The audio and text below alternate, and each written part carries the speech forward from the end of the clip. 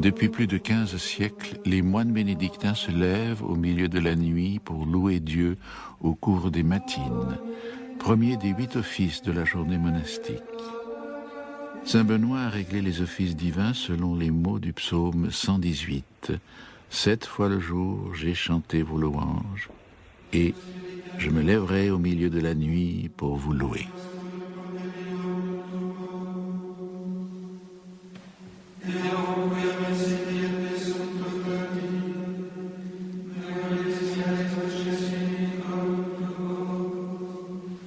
Selon la règle de saint Benoît qui organise toute leur vie, les moines ne veulent rien préférer à la louange de Dieu.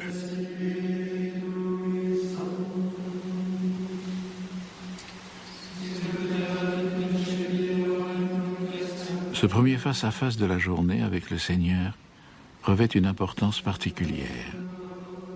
Dans la pénombre et le silence de la nuit, loin de toute agitation, c'est le moment d'un rapport plus intime avec Dieu que l'on ne voit pas, mais dont la présence est sensible.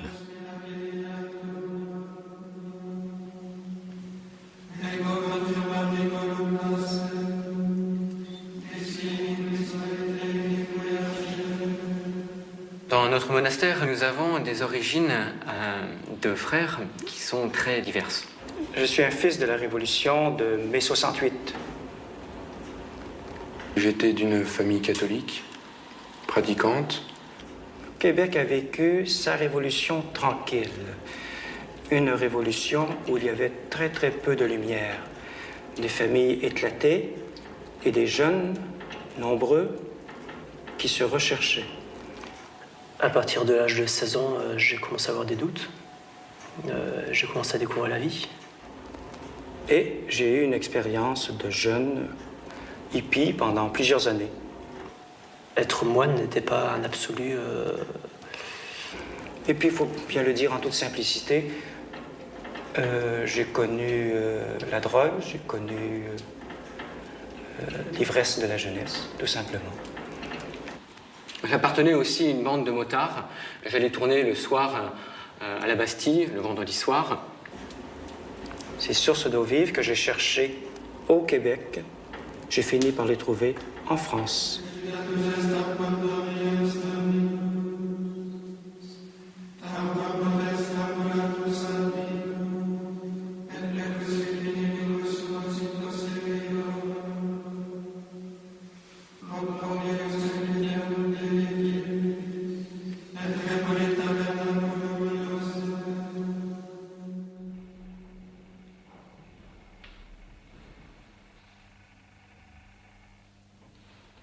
Dès la fin des matines, dans le silence d'une nuit qui s'achève, les moines se retirent en cellule.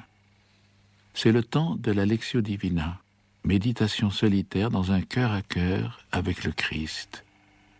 Lors de ces longues heures de silence, le moine étudie et médite la Sainte Écriture et les pères de l'Église.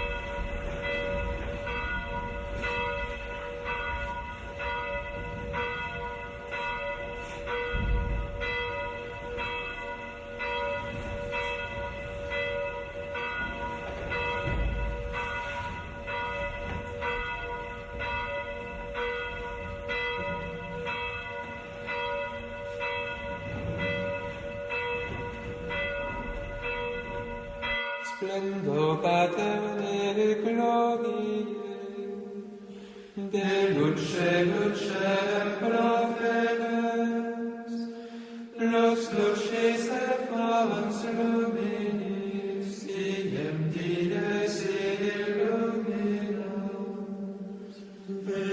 Avant de commencer sa prédication dans sa 30e année, le Christ a mené une vie cachée, humble et pauvre à Nazareth. À son exemple, dès les origines du christianisme, des hommes ont voulu mener une vie de retraite hors du monde.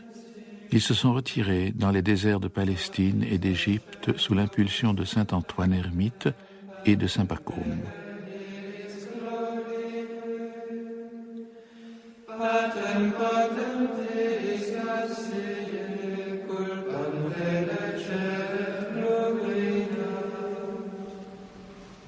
La fuga mundi, fuite du monde, reste l'une des clés de la vie monastique.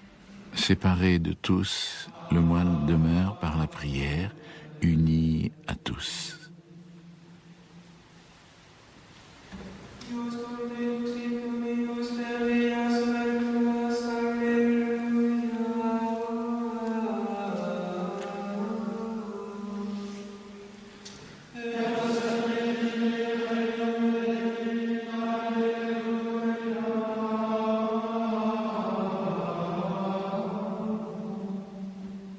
La vie quotidienne de la communauté s'écoule au rythme du soleil et des saisons.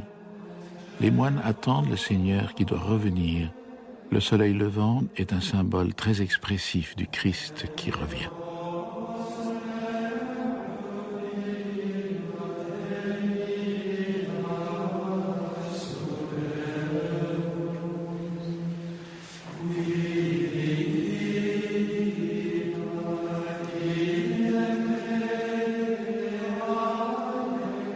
Avant les messes lues, les moines qui ont été ordonnés prêtres se purifient symboliquement les mains.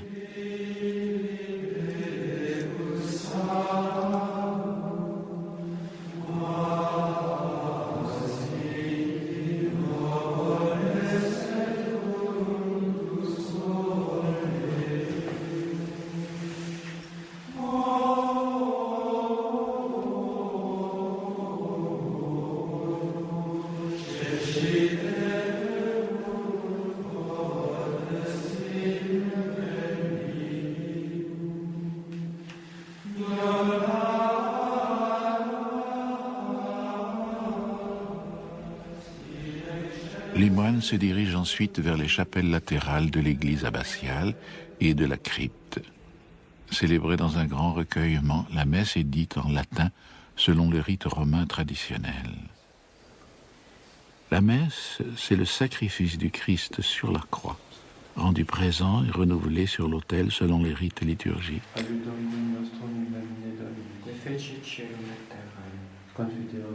Le sacerdoce n'est pas essentiel à la vie monastique. Cependant, les moines qui sont ordonnés prêtres sont davantage identifiés au Christ.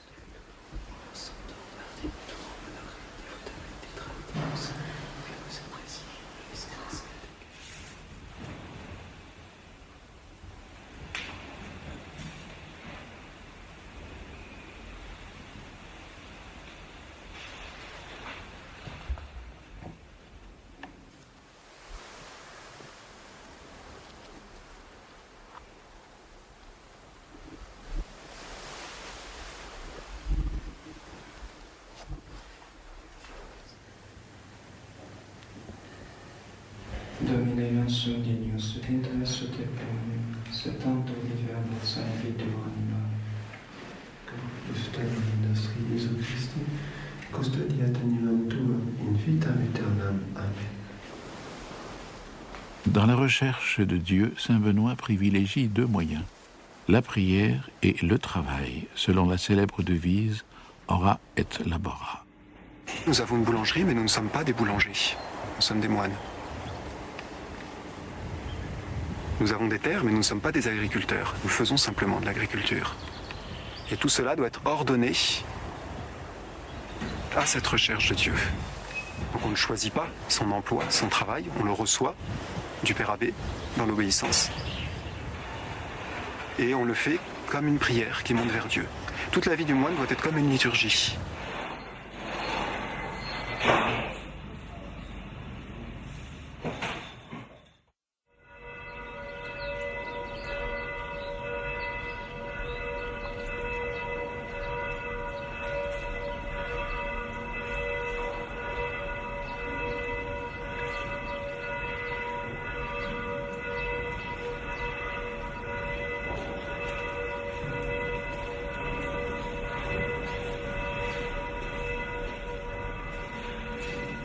Prime est la prière d'offrande de cette journée nouvelle qui commence.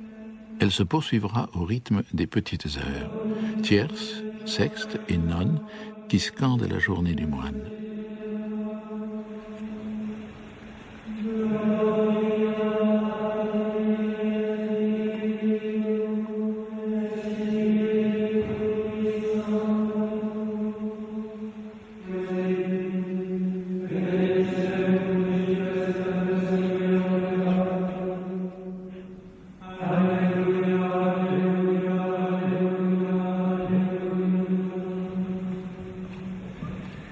Sed semper a tuam justitiam faciendam nostra procedant eloquia dirigantur cogitationes et opera.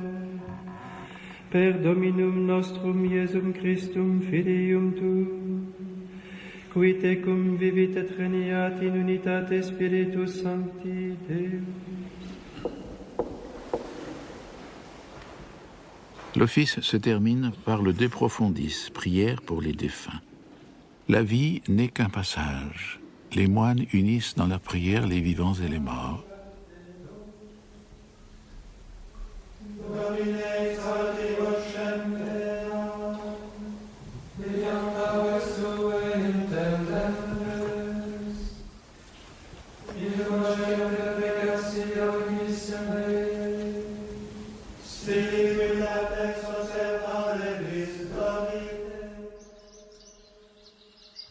Toute la famille aimait beaucoup le monastère. Toute la famille n'est pas proche de Bourdieu, n'a pas la foi. Mais tout le monde a été vraiment heureux que je rentre dans ce monastère que eux-mêmes aimaient beaucoup. Ils n'arrivaient pas trop à concevoir que leur fils puisse s'enfermer dans un monastère pour toute sa vie. Pour moi, c'était vraiment changer de planète. Ce qui fait que ma famille, lorsqu'ils ont découvert mon aventure religieuse et mon aventure monastique, n'ont pas été trop surpris. Ils ont mis ça sur le compte un peu du personnage. Mais peu à peu, ils ont compris qu'il y avait quelque chose de plus sérieux. Dans quelques mois, je vais prononcer mes vœux définitifs. C'est un engagement définitif qui est pour toute la vie. C'est-à-dire qu'on est destiné à vivre dans ce monastère jusqu'à la mort. Le jour de sa profession, le moine prononce 3 vœux. Le vœu de stabilité, le vœu de conversion des mœurs et le vœu d'obéissance. In nomine Domini nostri Iesum Christi. Amen. Ego frater Matthäus Espieu, archidieceseos Cameratiensis. Après avoir lu sa charte de profession, où il prononce ses 3 vœux, le moine la signe et la place sur l'autel, juste en dessous de l'hostie. Puis vient le chant du Sushipé. Il y a 2 parties dans ce chant. La première, le moine est debout, dressé vers le ciel. Il se tient tout droit, il écarte les bras.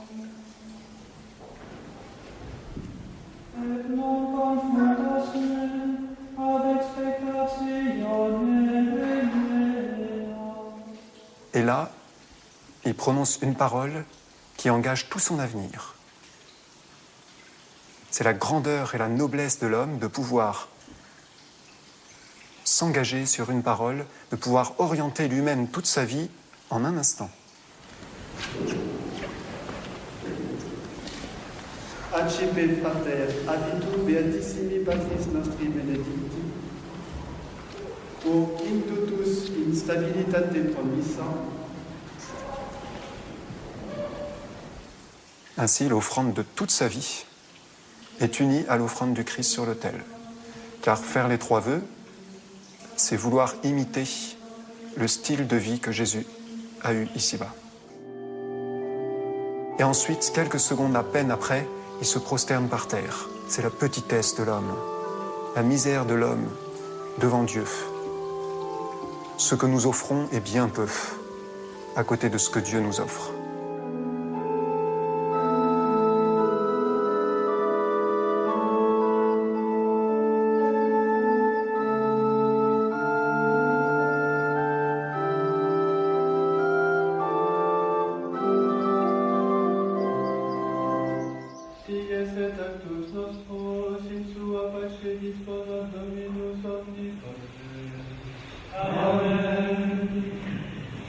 Ex capite quarto regulae sanctissimi Patris nostri benedicti, que sunt instrumenta bonorum operum. Spem suam Deo committere, bonum aliquid in secum viderit, Deo applicet non sibi, malum vero semper asse factum sciat, et sibi reputet. Tu autem Domine miserere nobis. Deo gratias.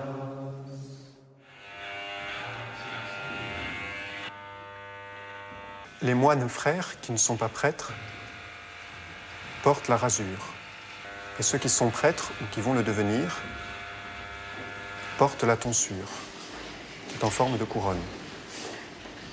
C'est comme l'habit religieux, c'est un signe qui montre qu'on est entièrement consacré à Dieu dans notre corps et dans notre âme. Mais c'est un signe encore plus fort que l'habit, parce qu'il est inscrit même sur notre corps et ça ne s'enlève pas facilement, une tonsure. Fidèles aux préceptes de la règle, les moines commencent leur journée de travail. Saint Benoît dit que l'oisiveté est ennemie de l'âme. C'est pourquoi les frères doivent s'occuper à certaines heures au travail des mains et à certaines autres à la lecture des choses divines. Ainsi, pour les moines, tous les travaux ont une double finalité: œuvrer au service de la communauté et travailler à leur propre sanctification. C'est également le moyen d'aider les pauvres et les personnes dans le besoin. Le travail n'est pas quelque chose qui doit tout prendre, il s'insère dans un cadre, surtout il s'oriente vers une fin, le salut. Ce qui veut dire que le travail ne doit pas déséquilibrer la vie du moine, ne doit pas empiéter sur les observances monastiques, au contraire il doit les favoriser. Et ces observances de silence, de clôture, de respect mutuel, d'obéissance, tout ça doit être vraiment présent dans le travail.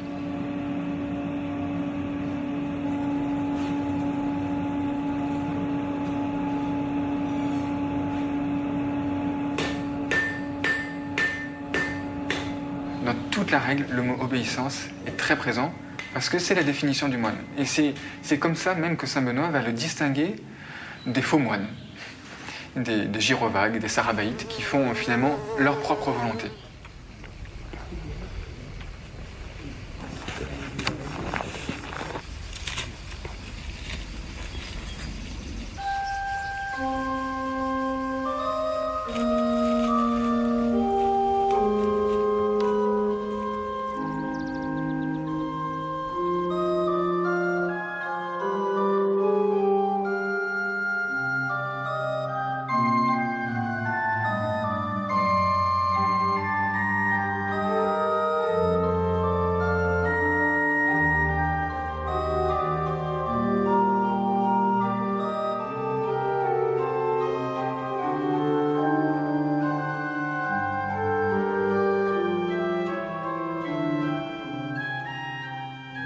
Le désir de Dieu comprend l'amour des lettres, l'amour de la parole, son exploration dans toutes ses dimensions.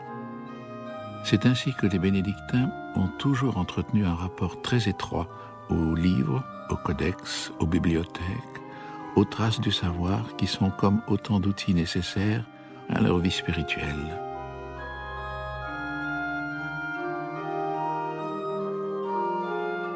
Une école au service du Seigneur. Voilà comment saint Benoît conçoit le monastère.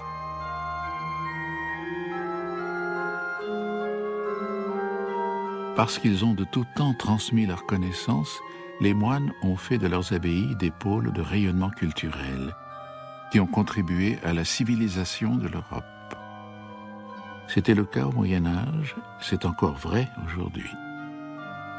On voit aussi dans la règle qu'il n'est pas expédient à un moine de sortir au dehors. Il doit donc trouver dans la bibliothèque tout ce qui lui est nécessaire pour ses études. De plus, notre communauté est un institut clérical, c'est-à-dire qu'il y a ici la formation des prêtres, une sorte de séminaire. Donc les étudiants doivent trouver également des livres adaptés à leurs besoins.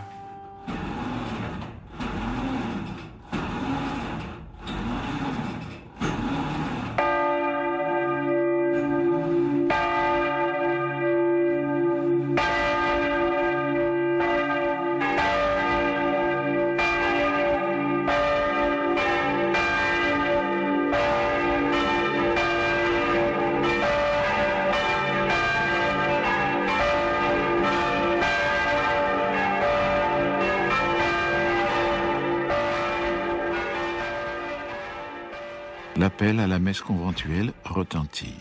Avant la célébration des mystères, le père abbé revêt les ornements accompagnés des ministres qui vont l'assister dans la célébration des rites sacrés. Abbé, c'est Abba en araméen, le Père. Élu par la communauté, il y tient la place du Christ. Le Père Abbé est donc le garant de cette présence de Dieu dans la communauté. C'est lui qui est l'intermédiaire entre Dieu et puis les moines. Et il a une mission essentiellement spirituelle, ce lien très fondamental, très profond qui doit exister entre Dieu et l'âme qui est toute obéissante à Dieu et Dieu qui est là présent pour sanctifier les âmes.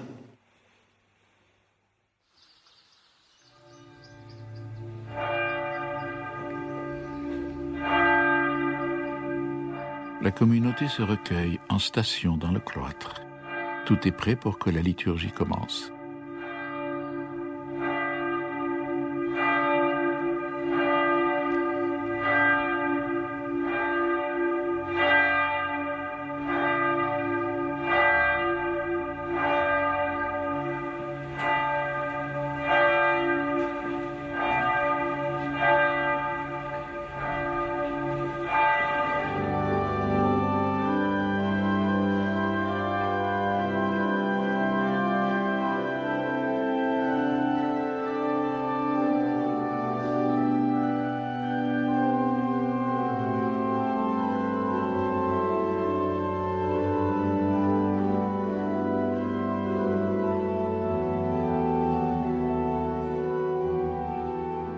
La messe est la source et le sommet de la vie des moines.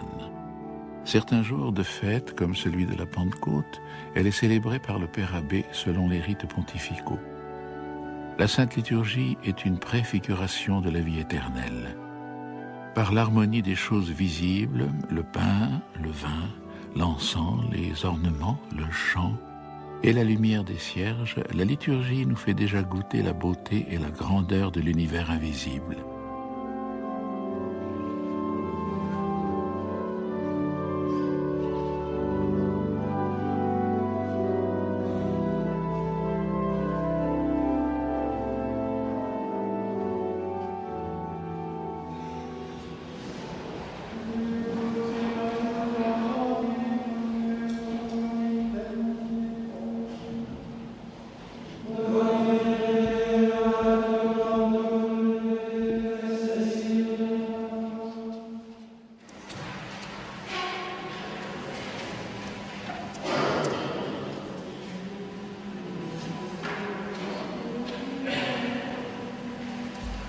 Veni Creator Spiritus.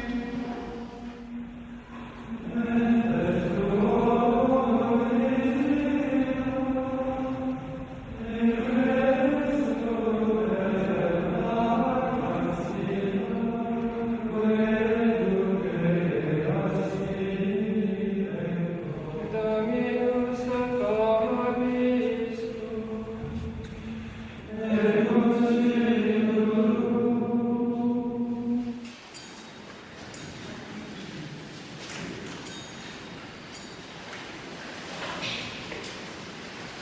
Suite du Saint-Évangile selon Saint Jean. En ce temps-là, Jésus dit à ses disciples, « Si quelqu'un m'aime, il gardera ma parole. Et mon Père l'aimera, et nous viendrons à lui, et nous ferons chez lui notre demeure. »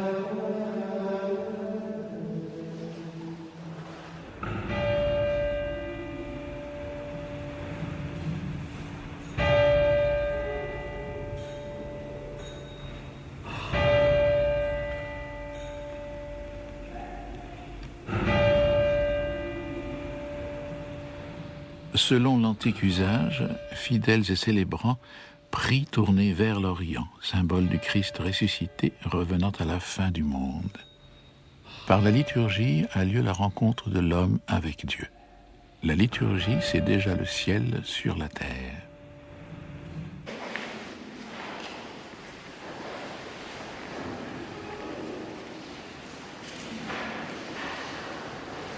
Per omnia secula seculorum.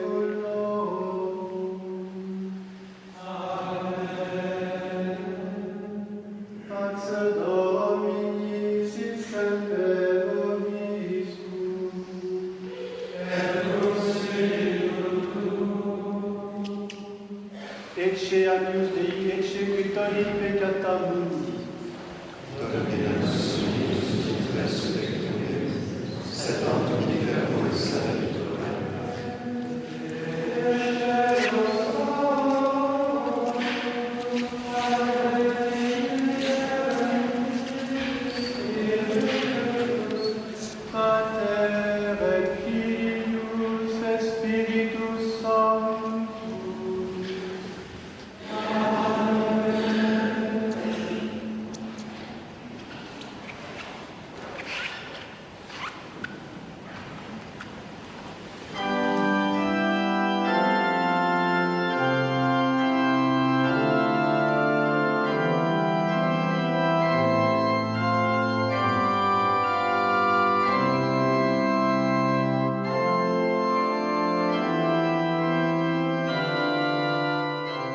Mon père m'a accompagné, mais après a éclaté en sanglots dans mes bras et n'a plus voulu revenir pendant 4 ans, estimant que je faisais fausse route.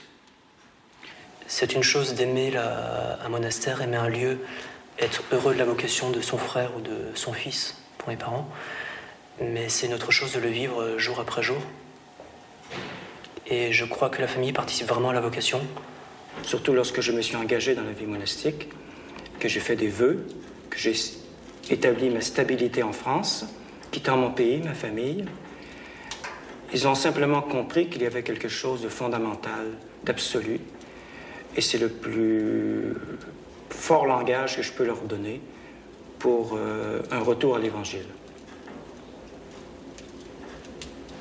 Et puis, réalisant que finalement j'étais heureux au monastère, il est venu me voir et voyant le bonheur qui était le mien, il a changé d'attitude et depuis, il est devenu un grand bienfaiteur du monastère. Et il vient régulièrement me voir maintenant avec ma famille et toute ma famille qui était hostile au départ à ma vocation. Maintenant, pour rien au monde, il voudrait que je ressorte du monastère pour revenir dans le monde. Par notre propre voix, c'est impossible déjà de répondre à la vocation, parce que humainement, c'est une vie qui sera trop dure. Sans la grâce, ce serait trop dur. Il faut accepter ce côté surnaturel qui, en fait, change toute la dimension de notre vie. Et benedictus Sanctus Christus Iesus,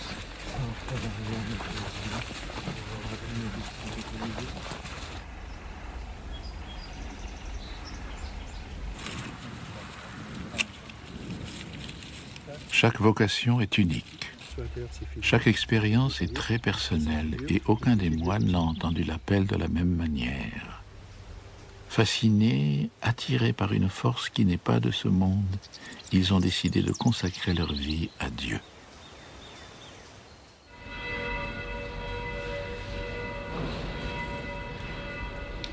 L'office de sexte, chanté quand le soleil est au zénith, célèbre la grandeur et la puissance de Dieu.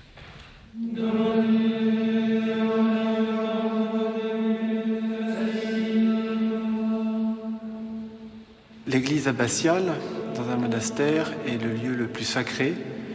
C'est un lieu qui est réservé exclusivement à la prière. Saint Benoît ne veut que dans ce lieu, il n'y ait que la prière, l'adoration de Dieu. Et on ne peut rien y faire d'autre.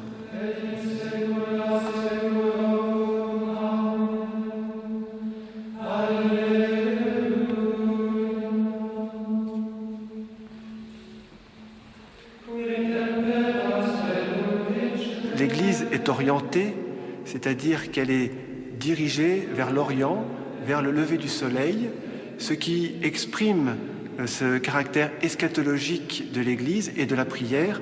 Nous sommes tous tournés vers le retour de notre Seigneur au dernier jour.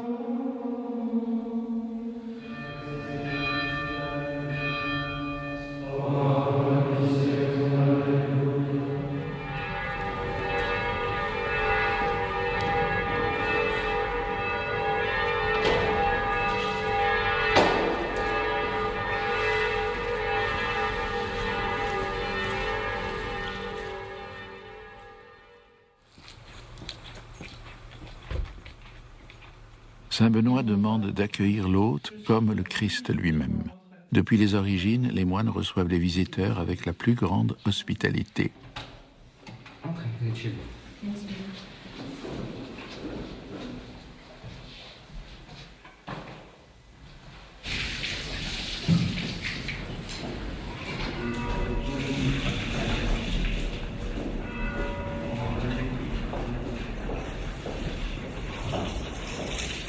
Avec l'église et la salle du chapitre, le réfectoire est un des 3 lieux sacrés du monastère. Pris en communauté, le repas se déroule en silence. L'homme ne se nourrit pas seulement de pain. Un lecteur fait entendre la parole de Dieu, suivi d'autres lectures pour nourrir l'esprit. Au nom de notre Seigneur Jésus-Christ, ainsi soit-il. Évangile selon saint Luc, au chapitre 15e. Les publicains et les pécheurs s'approchaient de Jésus pour l'entendre. Les pharisiens et les scribes murmuraient alors. Cet homme accueille des pécheurs, disait-il, et il mange à leur table. Mais il riposta par cette parabole. Quelqu'un d'entre vous possède 100 brebis. S'il en perd une, ne laisse-t-il pas les 99 autres dans le désert pour aller chercher celle qui est perdue jusqu'à ce qu'il la retrouve? Quand il l'a trouvée, il la met tout joyeux sur ses épaules. De même, vous dis-je, il y aura plus de joie dans le ciel pour un pécheur pénitent que pour 99 justes qui n'ont pas besoin de repentance.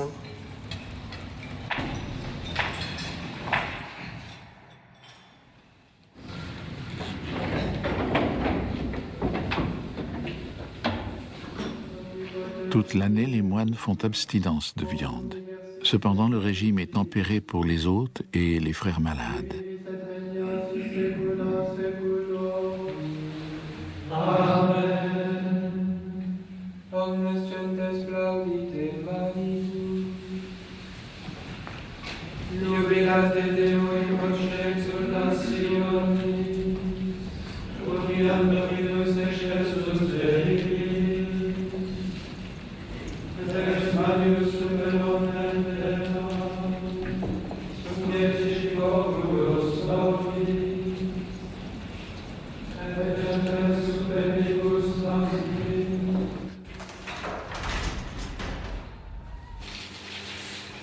Je suis au monastère depuis 24 ans et l'obédience que j'occupe est responsable de la taillerie.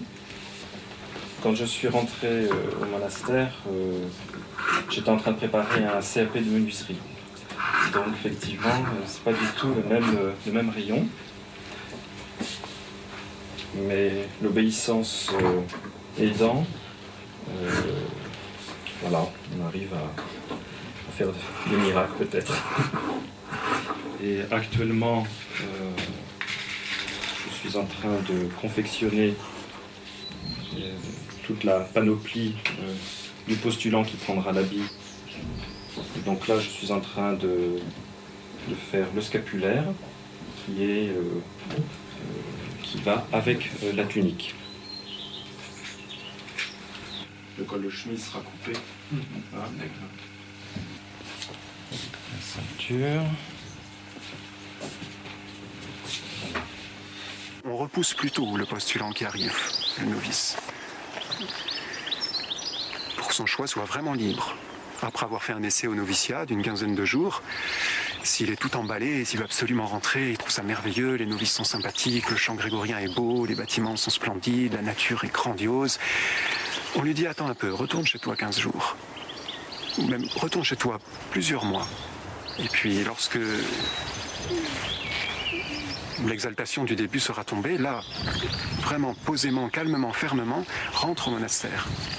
Et puis si jamais il est très doué pour faire un art, s'il est très doué en calligraphie, en ébénisterie, on ne lui donnera pas tout de suite de pouvoir exercer son art, même si ça rendrait service à la communauté. Parce que ça pourrait être trompeur. Il va croire qu'il est heureux au monastère parce qu'il peut exercer son talent propre en ébénisterie ou dans d'autres domaines. Et son bonheur pourrait lui faire croire, alors je suis fait pour être moine, je suis vraiment heureux ici. Mais est-ce qu'il est vraiment venu pour chercher l'intimité avec Dieu? Donc au début, il n'exercera pas son art.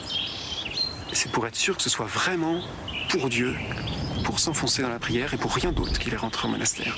La seule chose qu'on choisit, c'est d'être moine. Après, on ne choisit plus rien. On ne choisit plus son emploi. On ne choisit pas l'horaire de sa journée. On a donné sa vie, et c'est pas une simple belle phrase, une belle cérémonie qu'on fait un jour, on donne sa vie, mais c'est dans le concret du quotidien. On ne gère plus sa propre vie. On est entièrement donné. Et c'est ça d'ailleurs le secret de notre joie, de notre insouciance. On n'a pas de questions à se poser, j'ai pas de soucis pour mon avenir, savoir ce que je ferai dans 2 ans, dans 3 ans, de décisions à prendre. Non, la seule chose que j'ai choisie, c'est d'être moine. Reverendissime Pater, ades secularis postulans sancte religionis aditur. Introducatur.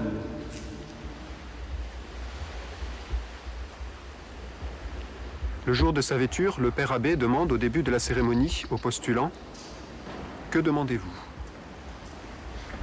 Et il répond, cette petite réponse très brève, admirable, « La miséricorde de Dieu et être frère dans votre communauté. » Quid petis?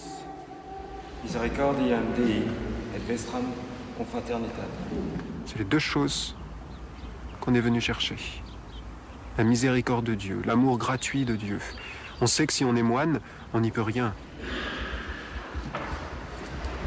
Au début de la cérémonie, le père abbé refera les gestes de Jésus en lavant les pieds du postulant, en les baisant, et un par un, les frères passeront en cercle autour de lui, venir lui baiser les pieds, se mettre à ses pieds, pour l'accueillir comme un frère.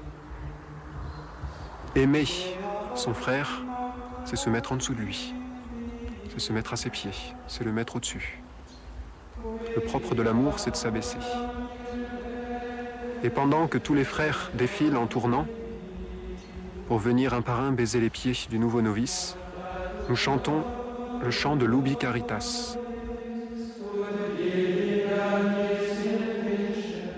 Là où il y a de la charité, là Dieu est présent.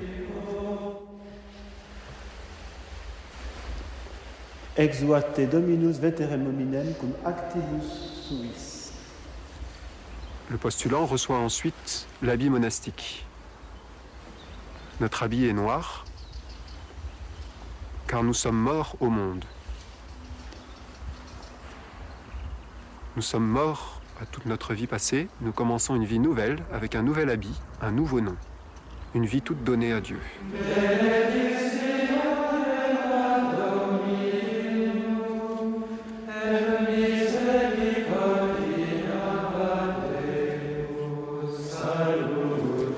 In nomine Patris et Filii et Spiritus Sancti. Amen. Désormais, vous vous appellerez frère Cyprien.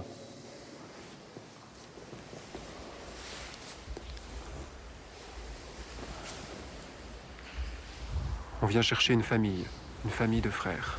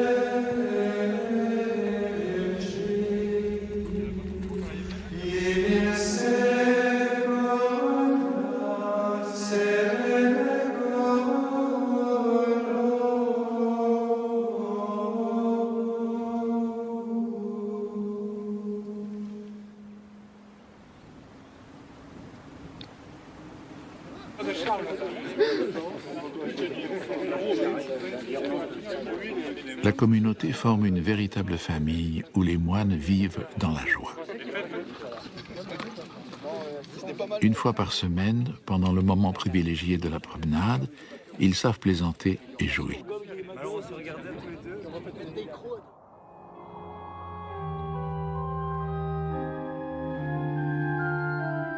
Cependant, même dans ces moments de détente, les moines gardent en eux la présence de Dieu à qui ils ont consacré leur vie.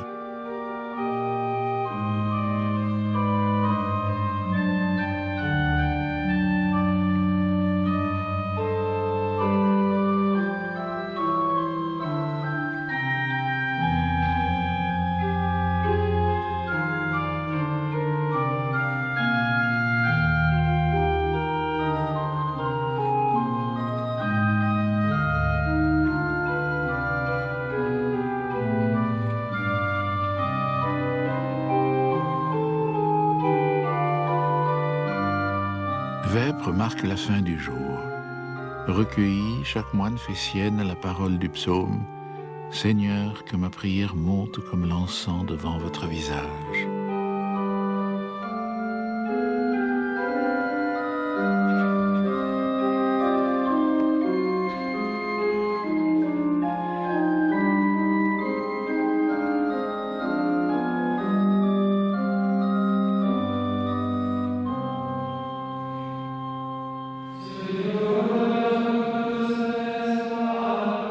Puis, dans le flamboiement des derniers rayons du soleil, l'office s'achève par le Magnificat. Les moines s'unissent au chant d'action de grâce de la Mère de Dieu, la Vierge Marie, modèle de la vie monastique.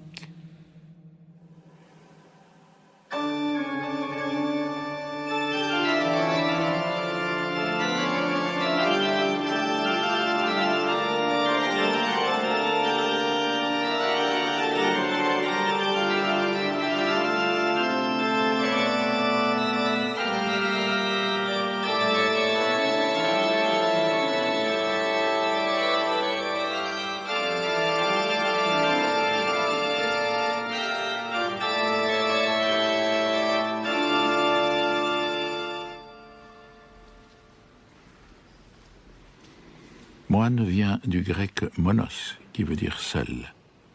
Le moine est donc celui qui est seul. Cette solitude n'est pas un mépris du monde, elle est simplement une séparation du monde. Comme l'a dit saint Évagre, le moine est séparé de tous, mais uni à tous.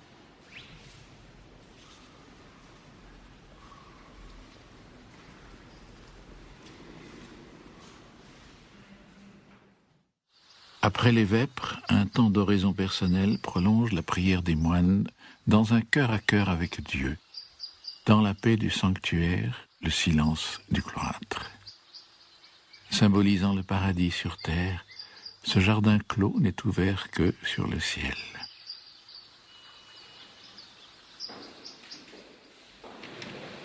Le repas du soir achevé, la communauté se retrouve dans la salle capitulaire pour un moment fraternel. Le chapitre du soir permet de faire le point sur la journée qui vient de s'écouler, de parler des projets du monastère, de donner quelques informations du monde qui sont autant d'intentions de prière. À ce moment, saint Benoît prescrit d'écouter une dernière lecture. Chapitre 14. Antoine est forcé de quitter sa retraite. Son portrait à cette époque.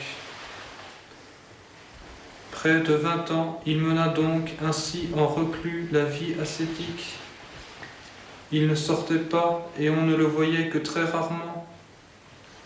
Après cela, comme beaucoup désiraient et voulaient imiter son ascèse, et comme d'autres de ses familiers étaient venus, avaient forcé et brisé sa porte et voulaient le pousser dehors, Antoine sortit comme du fond d'un sanctuaire où il aurait été initié au mystère et inspiré d'un souffle divin.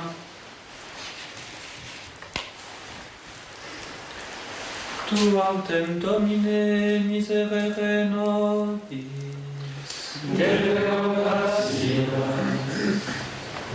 Adiutorium nostrum in Domine Domini. Qui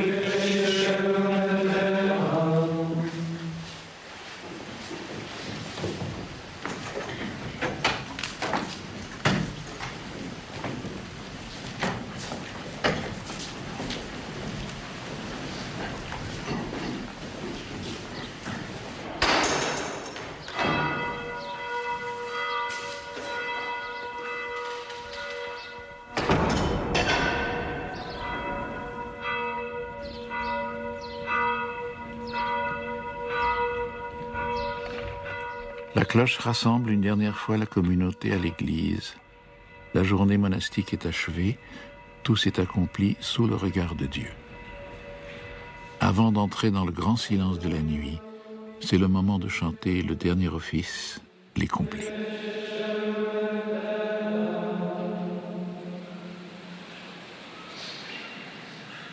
Dans la pénombre du soir, les moines rendent grâce à Dieu pour la journée écoulée et lui confient la nuit qui commence.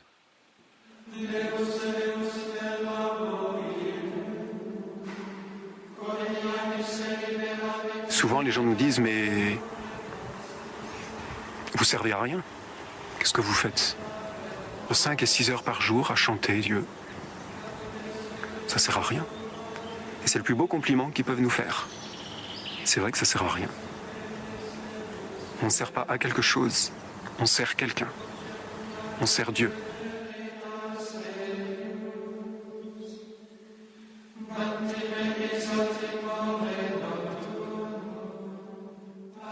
La vie du Christ a de multiples facettes. Les moines en représentent la partie contemplative. On voit dans l'Évangile que le Christ s'est souvent retiré sur la montagne pour prier, et les moines sont là pour continuer ce qu'a fait le Christ, prier dans le silence, prier le Père qui est dans les cieux.